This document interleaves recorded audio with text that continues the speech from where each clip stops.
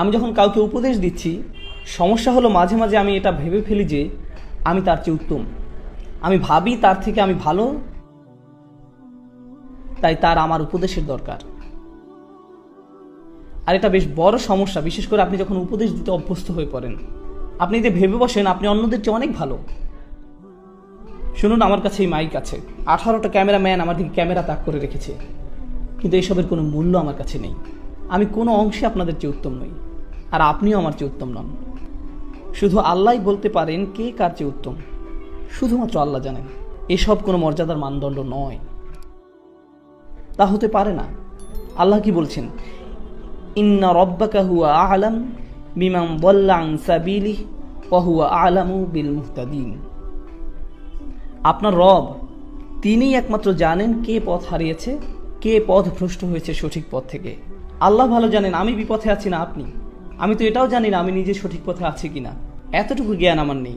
আপনাকে পথ নির্দেশনা দেওয়ার আগে আমার বুঝতে হবে আল্লাহ একমাত্র জানেন আমার মর্যাদা কতটুকু। আল্লাহ একমাত্র জানেন আমার মর্যাদা কতটুকু, আমার আসল অবস্থান কোথায়। তো আমাকে আল্লাহর সামনে নত থাকতে হবে অন্য কাউকে উপদেশ দেওয়ার আগে। আমি কখনো বলি না সুবহানাল্লাহ, এই লোকগুলো পুরোপুরি বিভ্রান্তির মধ্যে আছে, আমার এদেরকে সাহায্য করতে হবে।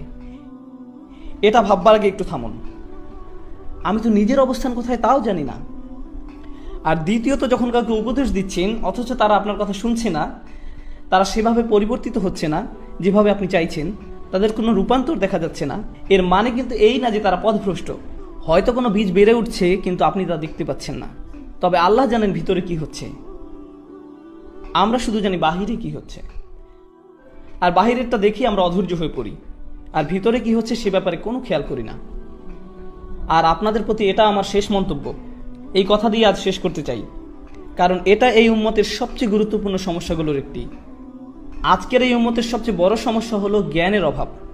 এই অভাবের উপস্থিতি বোঝা যায় যখন আমরা বাহ্যিক দিক দেখে ব্যতিব্যস্ত হয়ে পড়ি, অথচ অন্তর্গত বিষয়গুলো নিয়ে ভাবি না। এমনকি ইসলামিক কর্মকাণ্ডেও না। একটা ছেলে খুব ভালো কারণ সে সম্পূর্ণ কোরআন মুখস্থ করে ফেলেছে, কিন্তু এটা তো বাহ্যিক বিষয়। একজন ভালো মানুষ সেই যার অনেক ইলম আছে, এটাও তো বাহ্যিক বিষয়, অন্তর্গত বিষয় নয়। আপনার অনেক ইলম থাকা সত্ত্বেও আপনি একজন জঘন্য মানুষ হতে পারেন, এটা সম্ভব, তাই না? আপনি হতে পারেন একজন হাফিজ, কিন্তু আল্লাহ আর রাসূলের ব্যাপারে আপনি এক বিন্দু পরোয়া করেন না। সম্ভব এটা? অবশ্যই। কেউ হাফিজ হলেই যে সে ভালো মানুষে পরিণত হয় এমনটা নয়।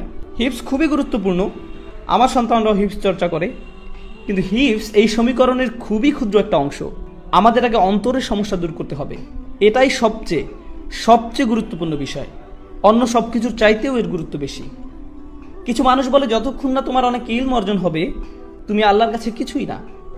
আমি তাদের বলি আমি জানি না আপনি কোন কোরআন পড়েছেন, কারণ এটা সেই কোরআনের শিক্ষা নয় যেটা আমি পড়েছি, এটা সেই কোরআনের বাণী নয়। রাসূলুল্লাহ সাল্লাল্লাহু আলাইহি সাল্লাম কোরআন তেলাওয়াত করছিলেন, আর সে সময় কিছু জিন সে পথ দিয়ে যাচ্ছিল। আপনারা জানেন গল্পটা? রাসূল সাল্লাল্লাহু আলাইহি সাল্লাম কোরআন পড়ছিলেন আর কিছু জিন সে পথ দিয়ে যাচ্ছিল। তারা যখন কোরআন শুনতে পেল তখন বলল, এই চুপ, এটা কি শুনতে পাচ্ছি। যখন সম্পূর্ণ তেলাওয়াত শেষ হলো তারা তাদের জাতির নিকট ফিরে গেল এবং দাওয়াত দিতে শুরু করলো। কতটুকু সময় ধরে জিন জাতি কোরআন শুনেছিল? কয়েক মিনিট। তারা কি তাফসিরের উপর কোনো ডিগ্রি পেয়েছিল কোনো ডিগ্রি? তারা তাজবিদের ইজাজা পেয়েছিল কোনো প্রতিষ্ঠান থেকে? এই জিনেরা কোরআন শিখেছিল কতক্ষণের জন্য? অল্প কয়েক মিনিটের জন্য। অথচ এরপরে কি হলো? তারা তাদের স্বজাতির কাছে ফিরে গিয়ে তাদের আল্লাহর কিতাবের প্রতি আহ্বান জানানো শুরু করলো। আর তাদের দাওয়া এতটা চমৎকার ছিল যে আল্লাহ তা কোরআনের অংশ পরিণত করেছেন। আমরা এই কোরআনেই তাদের উক্তি পেয়েছি। এই জিনেরা কে উলামা, ফুকাহা? না, এরা সাধারণ জিন, তাদের প্রজাতির সাধারণ সদস্য। কিন্তু জানেন আল্লাহর কাছে তাদের অসাধারণ হওয়ার কারণ কি? তাদের আন্তরিকতা। আমরা ধর্মকে জটিল করে দিতে পছন্দ করি, কিন্তু আল্লাহ তার দ্বীনকে সহজ করতে পছন্দ করেন। আল্লাহর দ্বীন জটিলতা মুক্ত, সুন্দর, এটা সাদাসিধা, এতটা সাদাসিধা যে একজন জিনও সেটা বুঝতে পারেন। অথচ তাদের কোনো পিএইচডি ডিগ্রি নেই, তবুও তারা বুঝতে পেরেছেন। আমরা সহজকে জটিল বানাতে পছন্দ করি। আমরা ইসলামের সবকিছু শিখতে চাই জটিল উপায়ে, আর আল্লাহ তা শিখাতে চান সহজ সরল উপায়ে। এটাই আল্লাহর প্রজ্ঞা, সহজ করে দেয়া। আমরা জটিলতা তৈরি করি। কেউ কোরআন পড়ছে আর আমরা তাকে গিয়ে জিজ্ঞেস করি, আপনি কোথা থেকে ইজাজা পেয়েছেন? এটা কি হাফস আল আসিম নাকি ওয়ার্শ? আপনার তো কলকলা আরও লম্বা হওয়া উচিত ছিল। মাথ ঠিক করতে হবে। এরপর আপনি 3 বছর অতিবাহিত করবেন তাজবিদ শিখতে, অন্য সব কিছু বাদ দিয়ে। আপনি এই শিক্ষাকে কঠিন করেছেন। অতীতে কখনোই এমনটা হতো না, কখনোই না। আমরা দিন শিক্ষা কঠিন করে ফেলেছি। কেউ এসে বললো আমি একজন মুসলিম। তাই নাকি? আপনি মুসলিম? আপনার আকিদা কি? আমার আকিদা আমি একজন মুসলিম। কিন্তু আপনি কি বিশ্বাস করেন? লা ইলাহা ইল্লাল্লাহ। না মানে আকিদার উপর কোন বইটা পড়েছেন? আমি তো কোনো আকিদার বই পড়িনি, আমি কেবল জানি আল্লাহ এক সত্তা। না ভাই, আপনার আকিদা শিখতে হবে, আপনাকে এর গভীরে যেতে হবে, গভীরভাবে বুঝতে হবে। থামুন, কিছুটা পিছের দিকে ফিরে যাই। ইব্রাহিম আলাইহিসসালাম, কোরআনে তার ব্যাপারে কি বলছে শুনুন। তা কি কঠিন নাকি সহজ? সহজ। অথচ আমরা কি পছন্দ করি? সবচেয়ে সহজ জিনিসটাকে কঠিন করে দেয়া। আমরা এটা করতে খুবই ভালোবাসি।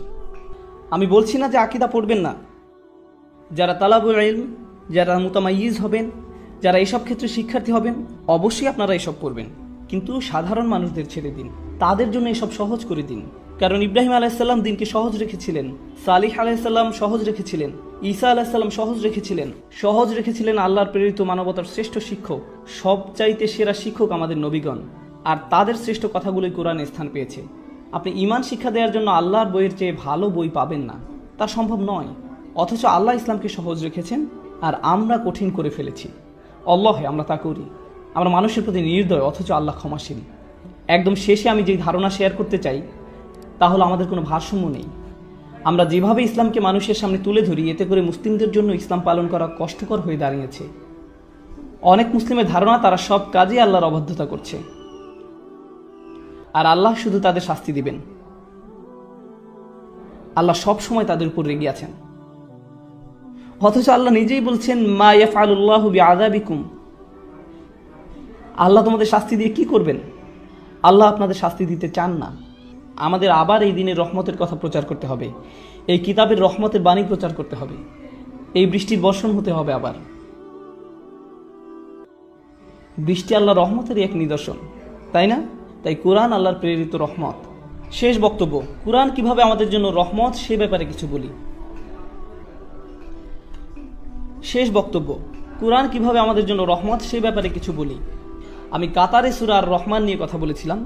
এখানে শুধু একটা জিনিস শেয়ার করব, শুধু একটা বিষয়। আজকে ফিরে যাওয়ার সময় এই কথাটা ভাবতে থাকুন। সূরা আর রহমান শুরু হয়েছে আর রহমান দিয়ে। এটা আল্লাহর খুবই সুন্দর একটা নাম, তাই না? এটা আল্লাহর সেই নাম যাতে ভালোবাসা আছে, যাতে স্নেহ আছে। আল্লাহর সেই নাম যা রাহম শব্দটার সঙ্গে সম্পর্কিত। কত সুন্দর নাম আল্লাহর। বোস্টনে এক মেয়ে এসে আমাকে বলল আমি ইসলাম ধর্ম ছেড়ে দিয়েছি। আমি জিজ্ঞেস করলাম কেন ছেড়ে দিয়েছেন? মেয়েটা বলল সূরা আর রহমানের জন্য। আমি বললাম কেন? সূরা রহমান আপনার কি ক্ষতি করেছে? সে বলল সূরা রহমানে আল্লাহ শুরু করেছেন আর রহমান দিয়ে। তিনি বলছেন তিনি ভালোবাসেন, প্রতিপালন করেন, ক্ষমা করেন। অথচ সূরার মাঝখানে তিনি দোজখ নিয়ে কথা বলতে শুরু করলেন। কিভাবে মানুষ সেখানে পুড়তে থাকবে, কিভাবে মানুষকে টর্চার করা হবে, কিভাবে আল্লাহ যিনি কিনা ভালোবাসাপূর্ণ রহমতদাতা, তিনি কিভাবে মানুষকে টর্চার করেন, তিনি কিভাবে এটা করতে পারেন। আর আমার তার সাথে দীর্ঘ কথোপকথন হয়েছে এই নিয়ে। আমি শুধু একটা কথা বলতে চাই, সূরা রহমানে জাহান্নামের যে বর্ণনা দেয়া হয়েছে তা সম্পূর্ণ কোরআনের সবচেয়ে ভয়ঙ্কর বর্ণনাগুলোর একটি। এই বর্ণনা রেটেড, এতে থাকা গ্রাফিক শব্দের কারণে এবং অত্যাধিক ভয়ঙ্কর বিষয়বস্তুর জন্য। আপনি শুনতে পাবেন এখানে জীবন্ত মানুষকে গরম পানিতে ফুটানো হচ্ছে। যখন তাদের ফুটানো হচ্ছে তারা অন্য পাশে থাকা আগুনের দিকে তাকিয়ে বলবে বোধহয় আগুনে পোড়া এর থেকে ভালো। তারা ফুটানো পানি থেকে পালিয়ে আগুনের কাছে যাবে। আগুন তাদের পুড়িয়ে ফেলে তারা ফুটন্ত পানির দিকে তাকিয়ে বলবে না, আমি ফুটন্ত পানিতে যাব। ও আল্লাহ, কি ভয়ঙ্কর! এই বর্ণনা শুনে আপনি কি ভয় পেয়েছেন, ভীত হয়েছেন একটু? কারণ আমি শুনে যথেষ্ট ভীত হয়েছি।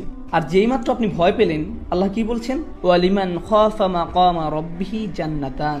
যে তার রবের সামনে দাঁড়াতে ভয় করলো তাকে 2টি জান্নাত দেয়া হবে। আপনাকে ভয় দেখানোর মূল উদ্দেশ্য ছিল নিশ্চিতভাবে আপনাকে জান্নাত প্রদান করা। এটাই ছিল মূল উদ্দেশ্য। তিনি আপনাকে ভয় দেখালেন আর তারপর বললেন ভয় পেয়েছো? আচ্ছা, তোমার জন্য 2টি জান্নাত।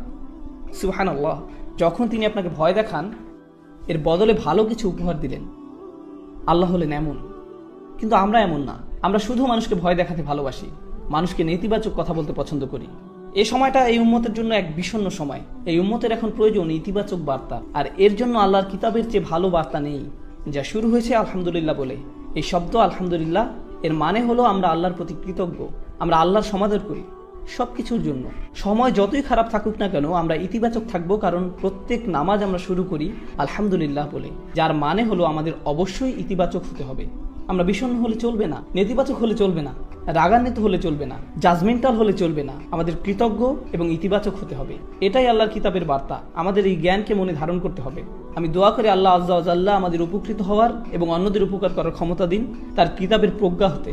আর আমি দোয়া করি যেন আল্লাহ সকলকে এই যোগ্যতা দিক যাতে আমরা অন্যদের জন্য দৃষ্টান্ত হতে পারি এই কিতাবের বাণী তুলে ধরার ক্ষেত্রে, নবী সাল্লাল্লাহু আলাইহি সাল্লামের রেখে যাওয়া সুন্নাত প্রতিষ্ঠার ক্ষেত্রে। সবশেষে আমি একটা অ্যানাউন্সমেন্ট করতে চাই, এটা বলেই এই সন্ধ্যার আলোচনা শেষ করব ইনশাআল্লাহ।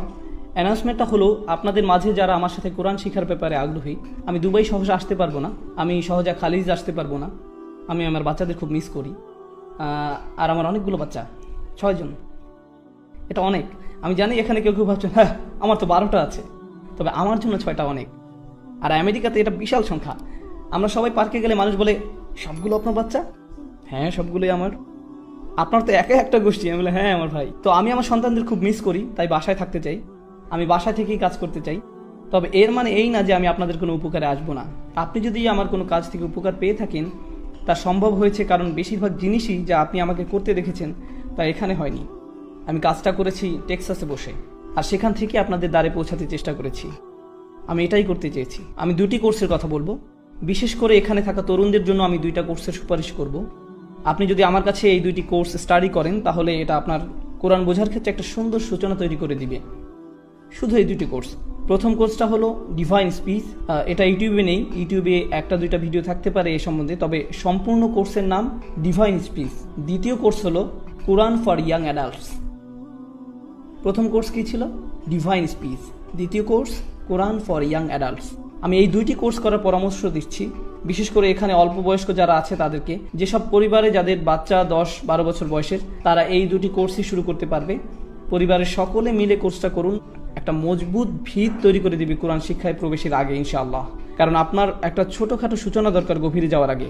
এটাই হলো ডিভাইন স্পিচ আর কোরআন ফর ইয়াং অ্যাডাল্টস এর উদ্দেশ্য। আমি একটু বলে দিই ডিভাইন স্পিচে কী নিয়ে কথা বলা হয়। মানুষ জিজ্ঞেস করে আল্লাহ কোরআনে নিজেকে আমরা বলে সম্বোধন করেন কেন?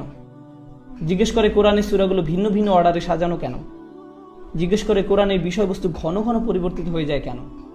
সবাই যখন এসব প্রশ্ন করে, আমি সকল প্রশ্নকে একত্রিত করে সবগুলোর উত্তর দেওয়ার চেষ্টা করেছি, যাতে আপনার আরও ভালো ধারণা সৃষ্টি হয় যখন আপনি কোরআন পড়ছেন এই বইয়ের বিশেষত্ব নিয়ে, এবং যাতে সঠিকভাবে মূল্যায়ন করতে পারেন। এই 2টি কোর্স অনলাইনে পাবেন।